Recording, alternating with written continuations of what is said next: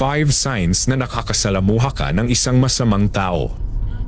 Alam mo ba na minsan, hindi natin agad napapansin kung gaano kadelikado ang ilang mga tao sa ating paligid. Kaya naman, mahalagang maging mapagmatsyag tayo.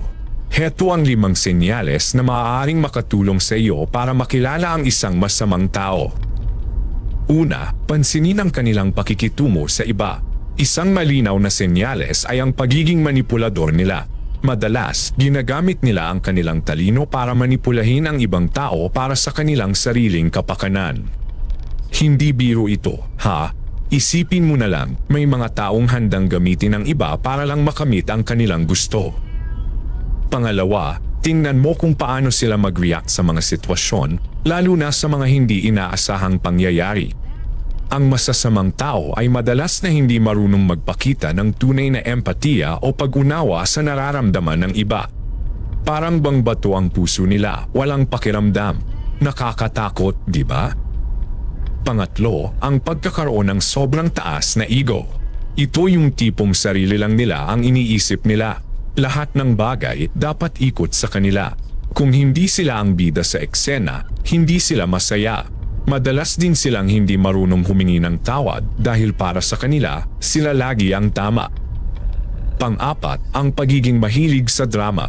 Parang teleserye ang buhay, palaging may kaguluhan. Sa tuwing may pagkakataon, sila yung unang-unang magpapasimula ng chismis o di kaya'y magpalaki ng mga simpleng issue. Sa kanila, mas masaya kung may kaaway o kaya'y mayroong hindi pagkakaunawaan. Panglima, at ito marahil ang pinakamahalaga, ay ang kanilang pagiging mapanlamang. Alam mo yun, yung tipong gagawin nila ang lahat, maging ang hindi maganda, para lang sila ang manalo o magtagumpay. Walang pakundangan kung may masasaktan sila basta't makamit lang nila ang kanilang layunin. Pero tandaan, hindi ibig sabihin na kapag may nakita kang isa sa mga senyales na ito, masama na agad ang isang tao. Ang mahalaga, maging mapanuri tayo sa ating pakikipag-ugnayan at laging mag-ingat.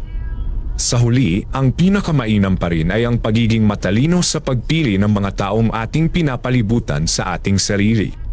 Ang pagkakaroon ng positibo at suportadong mga kaibigan at pamilya ay makakatulong ng malaki para manatili tayong malusog hindi lang sa pisikal kundi pati na rin sa ating mental at emosyonal na aspeto.